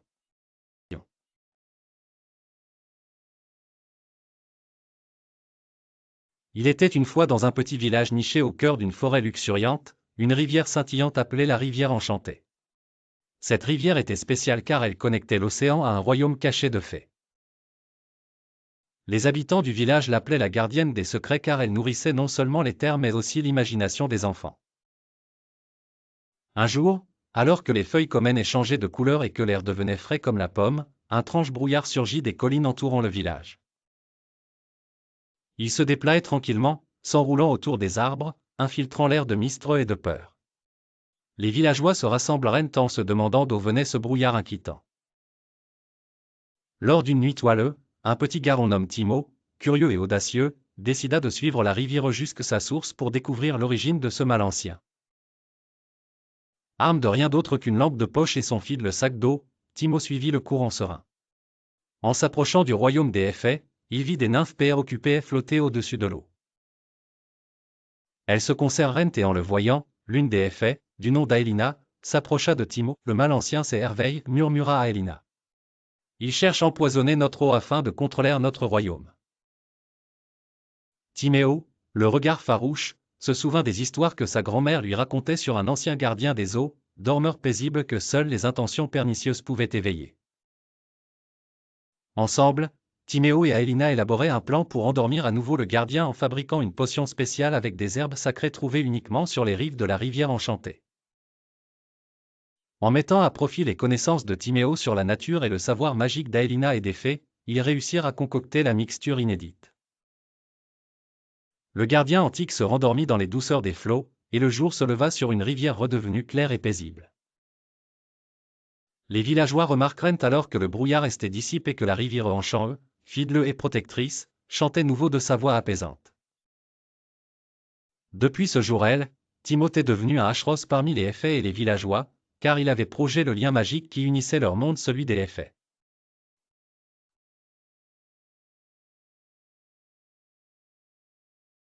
Il était une fois, dans les profondeurs azurées, une petite sirène appelée Marina. Elle vivait avec ses sœurs et son père, le roi de la mer, dans un incroyable palais de corail. Marina était une sirène avec un cœur d'or, toujours prête à aider les autres créatures de la mer. Un jour, alors qu'elle nageait près de la surface, elle aperçut un bateau pris dans une terrible tempête.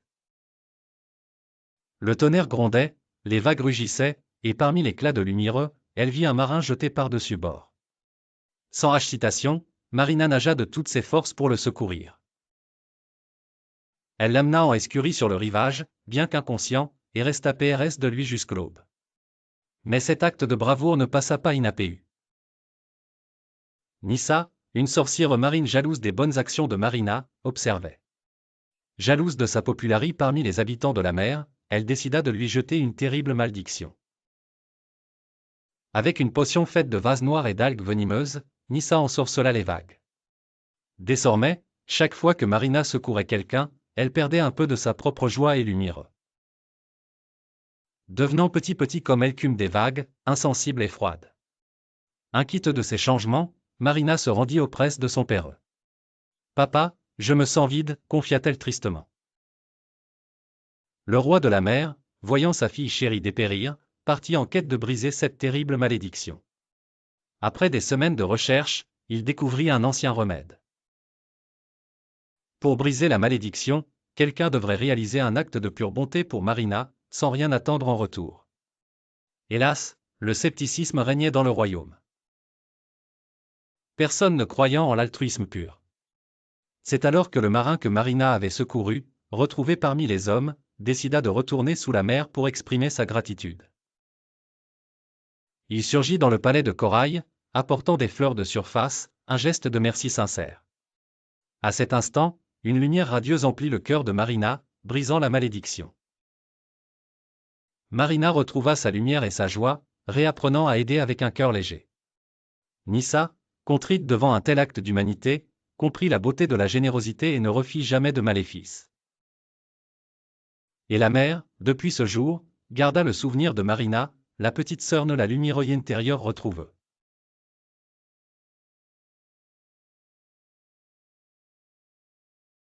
Dans les profondeurs scintillantes de l'océan, vivait une petite sirène nommée Mélusine. Curieuse et pétillante, elle passait ses journées à explorer les jardins sous-marins et à jouer avec ses amis poissons. Un jour, elle découvrit un vieux grimoire caché dans une grotte de corail. À l'intérieur, elle lut une histoire énigmatique sur un royaume légendaire aujourd'hui perdu sous les vagues. Ce qu'elle ne savait pas, c'est que cette histoire parlait de son propre passé. Sa grand-mère, la sage sirène du village, lui révéla que Mélusine était l'héritière de ce royaume disparu. Curieuse et déterminée, Mélusine se lança dans une quête pour retrouver ses racines et comprendre ce qui était arrivé à ce royaume oublié. Son voyage était plein d'aventures et d'énigmes à résoudre. Elle rencontra des créatures marines étranges, traversa des courants dangereux, et avec l'aide de ses amis, déchiffra des indices qui la menaient toujours plus profondément vers le cœur de ce mystère. Un jour, elle fit la connaissance d'une vieille tortue nommée Tiberius, qui lui raconta que pour découvrir la vérité, elle devait trouver la perle du souvenir cachée dans une pave mythique. Avec Tiberius pour guide, Mélusine plongea à travers les abysses et trouva enfin l'épave en question. Elle nageait avec précaution, son cœur battant d'excitation et de peur à la fois. Dans une cabine secrète, elle découvrit la perle brillante. En la touchant, des visions du passé apparurent, elle vit son royaume antique, rempli de rires et de musique, et comprit les sacrifices faits pour le protéger de sombres forces.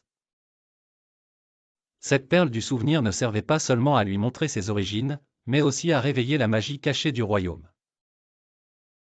En ramenant la perle la lumière du jour, Emlusine déclencha un sortilège qui fit renaître peu le royaume légendaire de ses cendres, restaurant l'héritage perdu de son peuple. Fière et reconnaissante, Emlusine réalisa que c'était sa propre foi en elle-même et en ses amis qui avaient rendu possible cette renaissance. Ainsi, la petite sirène apprit que même les légendes englouties peuvent être ravivées par la lumière du cœur et du courage. Elle rentra chez elle, mais pas comme avant, elle était maintenant la princesse d'un royaume ressuscité, pour écrire une nouvelle page de l'histoire de l'océan.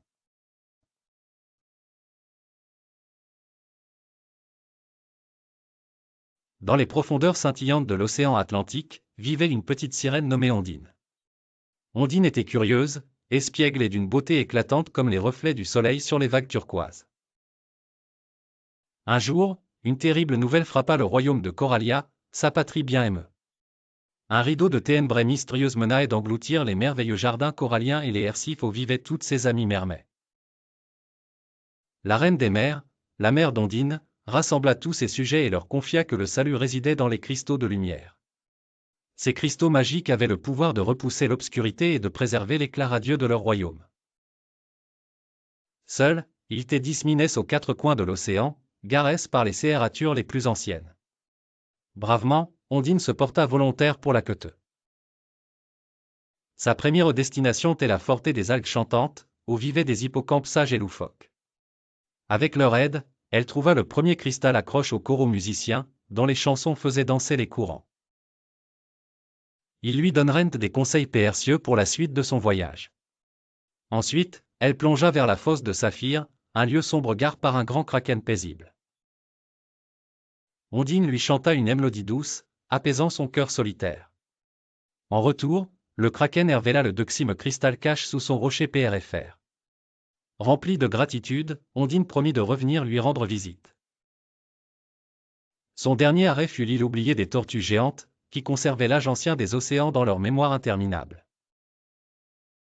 Les tortues, touchées par le courage et la détermination de la petite sirène, lui indiquèrent l'emplacement du troisième et dernier cristal, niché dans le creux d'un grand coquillage. Armée des trois cristaux, Ondine retourna à Coralia. Elle déposa les cristaux au cœur de la cité et une lumière éblouissante jaillit, dissipant les ténèbres menaçantes. Le royaume était sauvé, et Ondine fut célébrée comme une héroïne. Grâce à son courage et sa bienveillance, la lumière régnait de nouveau sur Coralia, et Ondine avait appris la valeur inestimable de la lumière et de l'amitié.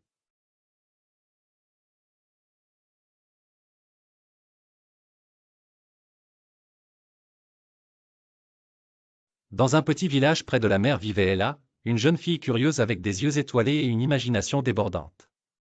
Ella adorait les histoires que lui racontait son grand-père sur les profondeurs mystérieuses de l'océan. Un jour, elle décida de partir à l'aventure pour découvrir ce que cachait le monde sous-marin. Équipée de son masque de plongée et de ses palmes, Ella plongea dans la mer. Elle se retrouva dans un monde de couleurs, rempli de poissons aux teintes éclatantes et de coraux fluorescents.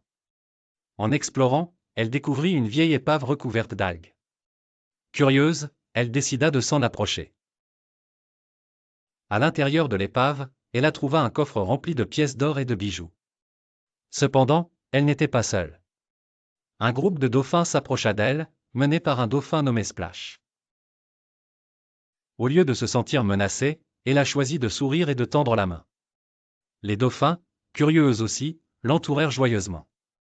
Splash lui montra comment jouer à des jeux dans l'eau, et ensemble ils s'amusaient à sauter hors de l'eau et à exécuter des figures.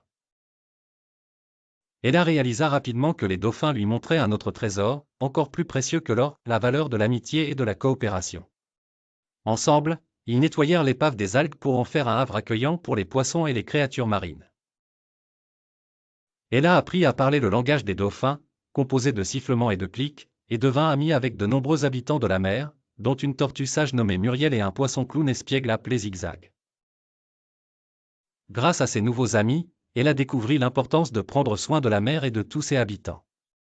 Quand elle remonta à la surface, elle était heureuse d'avoir gagné non seulement des trésors tangibles mais aussi des souvenirs précieux et de véritables amis. De retour chez elle, Ella raconta ses aventures à son grand-père, qui sourit avec fierté. Elle a compris ainsi que l'amitié et la coopération sont les plus grands trésors que l'on puisse trouver, même dans les endroits les plus inattendus.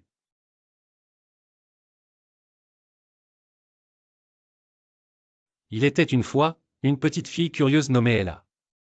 Elle avait de longs cheveux bruns et de grands yeux verts qui brillaient d'une soif de savoir. Un jour, alors qu'elle explorait le grenier de sa grand-mère, elle a découvert une mystérieuse montre à gousset doré. Elle la prit délicatement dans ses mains et, en tournant la couronne, elle ressentit un léger frisson parcourir son corps. Soudain, un tourbillon coloré l'enveloppa, et elle se retrouva transportée à une autre époque. Elle ouvrit les yeux et vit autour d'elle un grand château médiéval. Ella était au cœur du Moyen Âge. Les murs en pierre étaient recouverts de bannieresses audacieuses et des chevaliers en armure passaient fièrement. Un chevalier, Sir Tristan, la salua et lui apprit le code d'honneur et l'importance du courage. Curieuse de voir plus, Ella tourna à nouveau la montre. Cette fois, elle se trouva dans un village anime de la Renaissance italienne. Le parfum d'épices flottait dans l'air et les artistes peignaient de magnifiques tableaux dans les rues. Un gentil peintre, Maestro Leonardo, lui enseigna à voir la beauté dans les petites choses et l'importance de l'imagination. De nouveau, Ella tourna la montre. Elle se retrouva ensuite sur le pont d'un grand navire, voguant sur les mers agitées lors de l'époque des grandes découvertes. Le capitaine Marco lui racontait des histoires d'aventure et la valeur de l'exploration des mondes nouveaux avec ouverture d'esprit. Chaque tour de la montre apportait une nouvelle aventure et une nouvelle leçon. Ella connaissait les secrets de l'Antiquité égyptienne, les politiques de la Rome antique, et la sagesse des philosophes grecs. Cependant, chaque fois qu'elle retournait à son époque, elle devenait un peu plus sage. Finalement, de retour dans le grenier, Ella réalisa que chaque époque lui avait appris une leçon précieuse.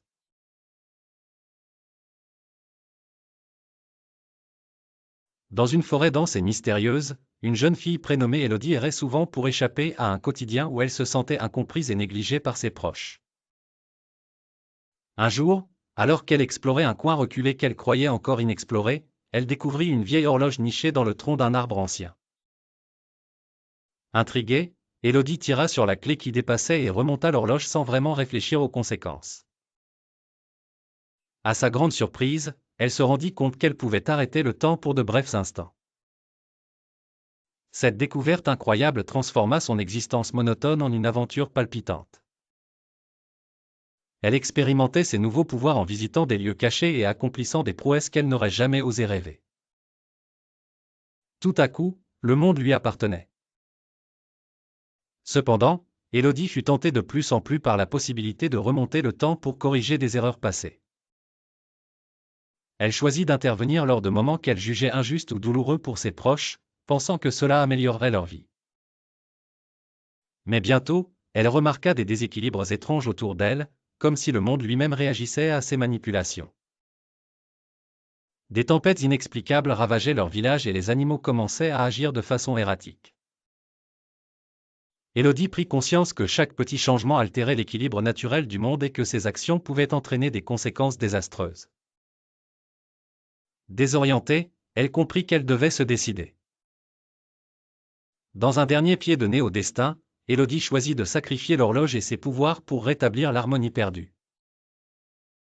Elle retourna à l'arbre ancien où elle l'avait trouvé, y déposa l'horloge et cessa définitivement de manipuler le temps. En agissant ainsi, le village retrouva sa quiétude et Élodie, bien que redevenue ordinaire, avait découvert l'importance de l'acceptation et du courage.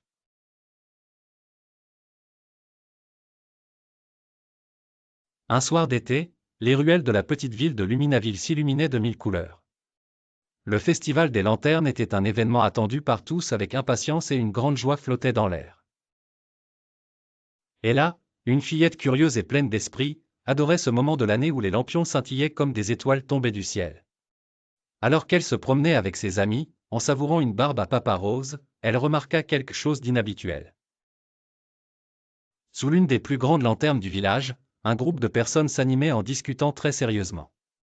Et là, avec son grand cœur, ne put s'empêcher de s'approcher pour écouter de quoi il s'agissait. Il semblait que quelqu'un avait renversé par inadvertance un stand de souvenirs précieux appartenant à Monsieur Lee, un vieil artisan du village. Les objets brillaient, ça avait provoqué une grande dispute, chacun accusant l'autre d'avoir causé l'incident. L'atmosphère autrefois joyeuse du festival risquait de se transformer en tristesse et en colère. Hélas, avec elle devait agir avant que les choses ne s'enveniment davantage. Elle rassembla ses amis et ensemble, ils proposèrent de mener une enquête pour découvrir la vérité. Armés de leur courage et de leur sens de l'observation, ils commencèrent à interroger les participants du festival qui avaient été témoins de la scène.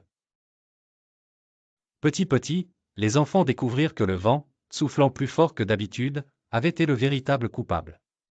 Un couple se querellant proximi avait fait tomber une grosse couverture sur le stand, entraînant malencontreusement les objets par terre. Et là, avec sa douce voix, expliqua leur découverte au groupe d'adultes qui se disputaient encore. Elle les encouragea à pardonner leurs malentendus et à coexister comme la belle communauté qu'ils étaient. Émus par sa sagesse, les adultes suivirent son conseil et ensemble, ils réparèrent les objets cassés. Le festival retrouva son éclat. Ella avait non seulement résolu un mystère, mais elle avait aussi montré l'importance de la coopération et de la résolution pacifique des conflits.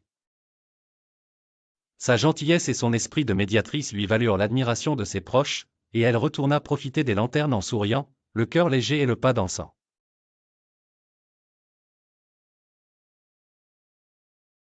Ella était une jeune fille au cœur courageux et aimant. Elle habitait dans un petit village entouré de forêts mystérieuses et de cieux étoilés.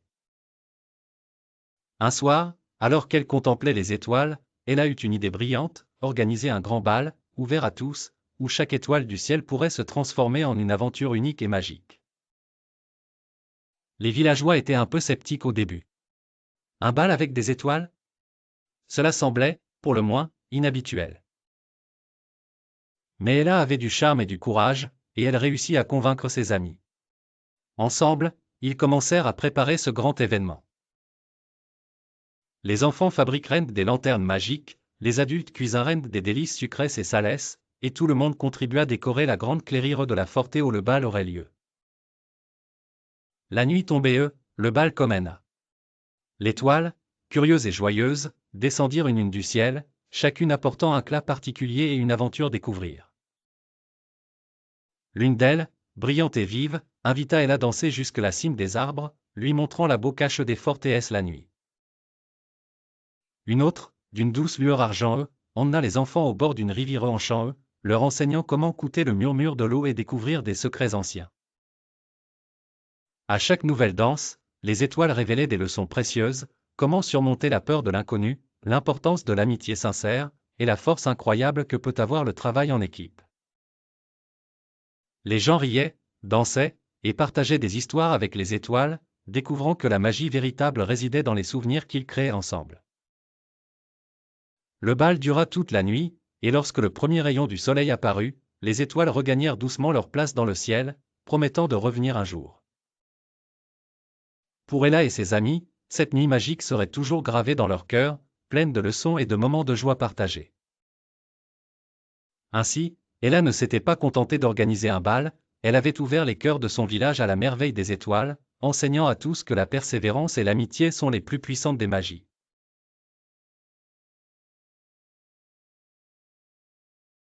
Dans un petit village oublié au pied des montagnes, vivait une jeune fille nommée Élise. Orpheline, elle avait été recueillie par une famille qui ne la considérait jamais vraiment comme la leur.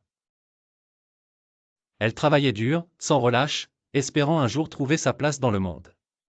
Un après-midi, désireuse de s'échapper de la monotonie de son existence, Élise s'aventura plus loin qu'elle ne l'avait jamais fait. Elle découvrit une rivière cachée, oubliée par le temps, bordée de grands arbres aux branches touffues. Tandis qu'elle se reposait, ses yeux furent attirés par une lumière étrange flottant sur l'eau paisible. Curieuse, elle s'approcha et tendit la main pour la toucher. Dès ce contact, Élise fut enveloppée d'une douce chaleur et son corps tout entier se transforma. Elle devint lumineuse, comme composée de la même pureté que la lumière de la rivière. Soudain, elle pouvait entendre les pensées des animaux et des plantes autour d'elle. C'était un don incroyable, mais elle ne savait pas encore comment l'utiliser.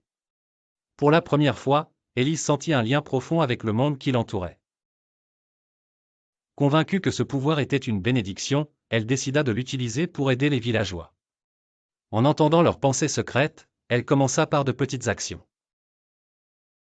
Aider un fermier à résoudre un conflit avec ses voisins, guider une enfant perdue dans la forêt, ou encore apaiser un couple en désaccord. Cependant, à chaque bienfait qu'elle réalisait, des conséquences inattendues se produisaient. Les relations qu'elle pensait renforcer devenaient tendues, et les conflits semblaient s'aggraver malgré ses bonnes intentions.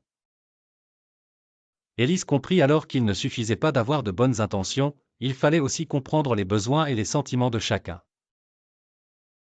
Décidée à percer le mystère de son don, Élise retourna souvent à la rivière. Elle découvrit grâce aux pensées murmurées par le vent et l'eau que la lumière était un héritage ancien, destiné à enseigner la sagesse à celui qui saurait l'écouter. Elle comprit que ses actions devaient être menées avec compassion et discernement. Avec le temps, Élise apprit à équilibrer ses choix et à utiliser son don avec soin. La rivière cachait le secret d'un pouvoir ancien, mais elle était aussi un miroir de son propre désir de comprendre et de changer le monde. Elle réalisa que la véritable lumière résidait dans le cœur de chacun, prête à être révélée à ceux qui osaient la toucher.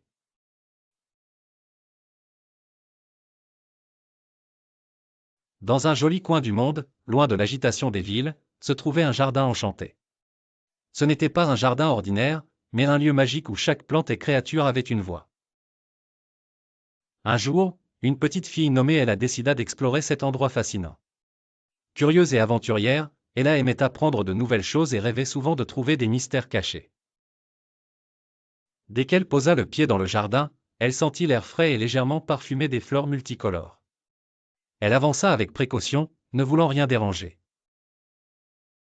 Soudain, Ella entendit un doux chuchotement provenant d'un massif de roses. « Bonjour, Ella, dit une rose éclatante. Nous sommes ravis de te rencontrer. Veux-tu découvrir notre monde, demanda la rose avec un sourire. Merveilleux, Ella acquia, ses yeux brillants d'enthousiasme. Les roses lui parlèrent des abeilles qui dansaient de fleur en fleur, collectant du nectar essentiel pour la survie des plantes. Les abeilles sont nos amies, expliquèrent-elles. Elles nous aident à grandir et à embellir le monde. En continuant son chemin, Ella rencontra un vieux chêne majestueux. Salut, petite, gronda-t-il doucement. Je suis ici depuis des siècles et j'ai vu le monde changer. C'est important de prendre soin de nous, les arbres, car nous vous offrons de l'ombre, de l'oxygène, et une maison pour les oiseaux. Plus tard, un papillon aux ailes brillantes s'approcha d'elle et se posa délicatement sur son épaule. Tout ici a besoin d'amour et de respect, murmura-t-il. Lorsque les humains prennent soin de la nature prend soin d'eux en retour. Ella passa toute la journée écouter les plantes et les créatures, apprenant de précieuses leçons sur le respect et la protection de la nature. Lorsqu'elle quitta le jardin en chant, elle se promit de partager tout ce qu'elle avait appris pour que chacun comprenne quel point il est crucial de préserver cette plante merveilleuse. Et ainsi, la petite Ella devint la gardienne de la nature, inspirant tout ce qu'elle rencontrait par son amour du monde naturel.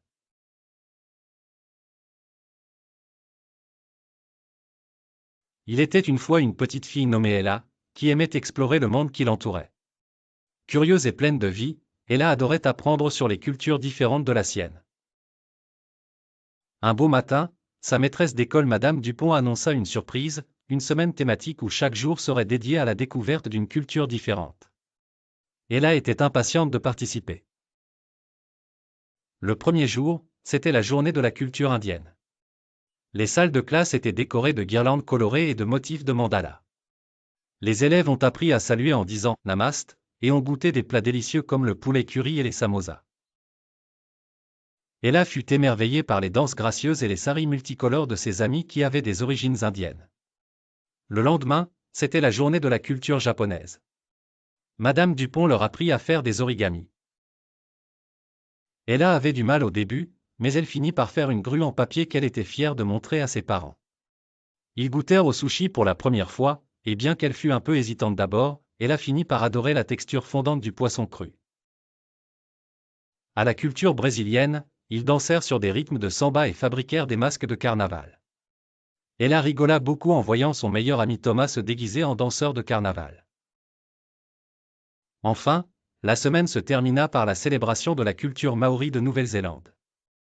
Ils apprirent à dire « Kia ora » pour se saluer et furent fascinés par les histoires légendaires des Maoris racontées par Madame Dupont. À la fin de cette semaine extraordinaire, elle s'assit dans sa chambre, entourée de souvenirs de toutes ces cultures. Elle réalisa l'importance de respecter les différences et de célébrer la diversité. Chaque culture avait sa propre beau et elle se sentait chanceuse d'avoir eu la chance d'en découvrir quelques-unes. Elle a compris que même si les cultures étaient différentes, elles avaient toutes quelque chose en commun, un profond désir de vivre en harmonie et d'apporter de la joie aux autres.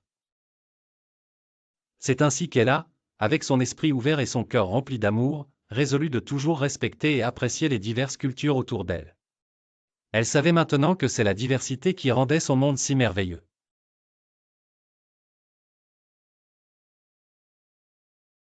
Il était une fois, dans un petit village entouré de forêts enchantées, une jeune fille nommée Ella. Ella n'était pas une fille ordinaire, elle avait le pouvoir d'exaucer des vœux. Chaque fois qu'elle fermait les yeux et soufflait sur un pissenlit, le vœu qu'elle formulait devenait réalité.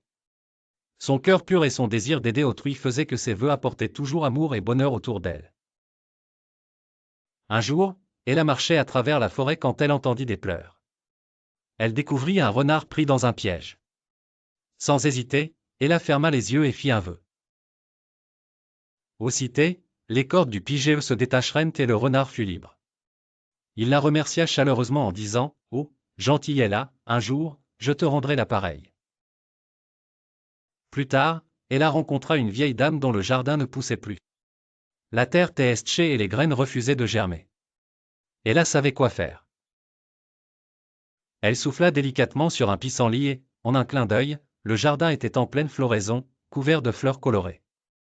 La vieille dame était aux anges et invita Ella à revenir prendre le thé à chaque printemps. Chaque vœu d'Ella était une nouvelle aventure. Que ce soit pour réparer le toit d'une maison battue par les tempêtes ou pour retrouver un chaton perdu dans la neige, Ella ne reculait jamais devant l'occasion d'aider. Un soir, alors qu'Ella se reposait près d'une rivière, elle aperçut une étoile filante. Elle se dit « Je voudrais que tout le monde puisse être aussi heureux que je le suis. » Sans le savoir, elle créa une vague de bonheur qui traversa le village entier, unissant les habitants dans un esprit de gentillesse et de partage. Elle a compris alors que le plus beau des vœux était celui qui faisait le bonheur des autres. Et même si ses vœux étaient magiques, c'était son esprit généreux qui inspirait véritablement le village.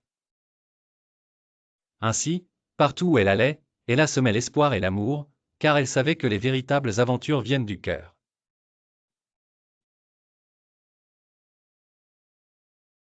Il était une fois un joli petit village niché au pied d'une grande montagne, appelé Mont Sérénité. Dans ce village vivait une fillette ingénieuse nommée Ella. Ella était connue pour son esprit créatif et son utilisation astucieuse de la magie pour créer des inventions extraordinaires qui aidaient les villageois. Un jour, un problème étrange surgit au village. Le ruisseau qui fournissait de l'eau fraîche aux habitants commença à s'assécher. Les villageois étaient inquiets, car sans eau, leur jardin allait mourir et leurs animaux risquaient de souffrir. Tout le monde se tourna vers Ella, espérant qu'elle pourrait trouver une solution. Ella réfléchit longuement à la situation, puis une idée brillante lui vint à l'esprit. Elle se mit immédiatement au travail dans son atelier, mélangeant des ingrédients mystérieux et invoquant des sorts. Après des heures d'incantation, elle créa l'Aquabrille, une machine magique capable de capter l'humidité de l'air pour la transformer en eau pure. Curieux et impatients, les villageois se rassemblèrent pour voir son invention à l'œuvre. Ella installa l'Aquabrille près du ruisseau asséché et activa la machine. En un rien de temps, des gouttelettes d'eau comorrent apparaissèrent dans l'air, se rassemblant pour former un ruisseau d'eau fraîche qui serpenta à travers le village. Les villageois applaudirent, stupéfaits et ravis par son génie. Grâce à l'astuce et à la détermination d'Ella, Mont Sérénité retrouva son eau précieuse. Les jardins refleurirent, les animaux burent à satiété et les villageois purent vivre paisiblement. Ella continua de créer d'autres inventions magiques, faisant ainsi prospérer le village. Sa créativité et sa détermination inspirèrent tous ceux qui croisèrent son chemin, prouvant qu'avec un peu de magie et beaucoup de cœur, tout problème pouvait être surmonté.